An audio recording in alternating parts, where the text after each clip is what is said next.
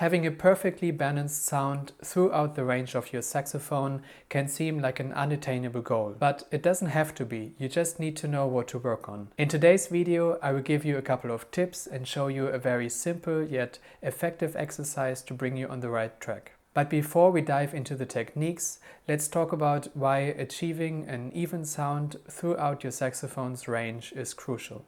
Just like most other instruments, the saxophone doesn't naturally produce an entirely even sound in all registers. Even neighboring notes can sound dramatically different. Just think as an example of a middle C compared to a middle D.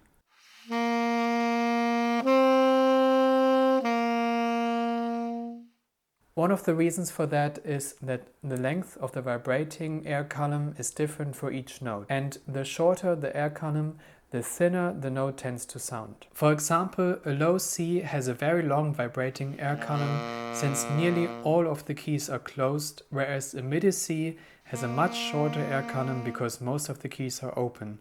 The palm keys have even shorter air columns. It's no surprise that with many beginning saxophone players, these notes tend to sound thin and very bright. So what we all have to learn and practice is how to give those notes with short air columns as much body as possible. The better we get at that, the better we will sound. By the way, I recently came across an interesting story about Sonny Rollins. Apparently at some point he went to a Selmer factory to choose a new Selmer Mark VI for himself. And when testing the saxophones, all he did was try out the low B flat, so the note with the longest air column. In the end, he chose the saxophone that had the most projecting and fullest low B flat.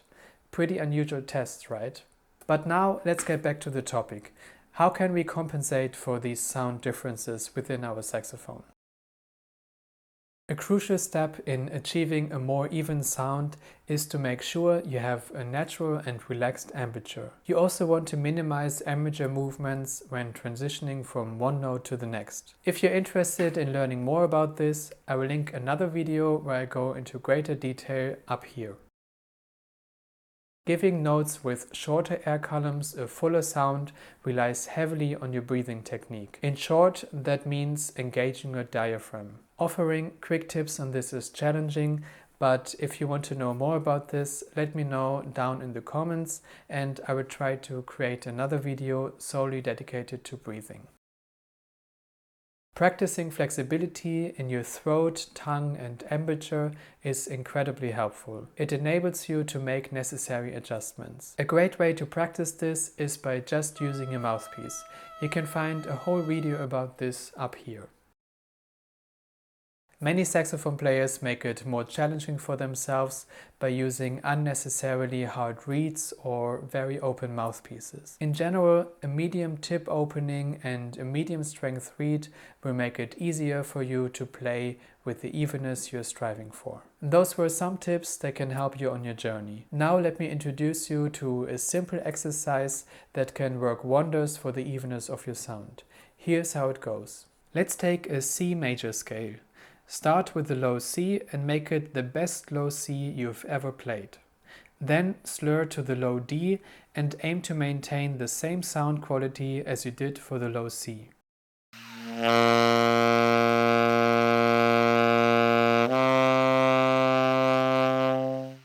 If this works, gradually transition from low D to E.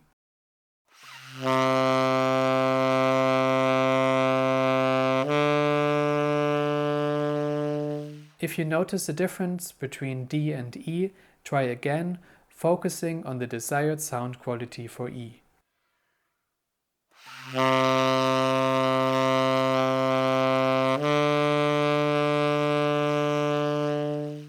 As soon as you achieve the sound you're aiming for, move from low E to F.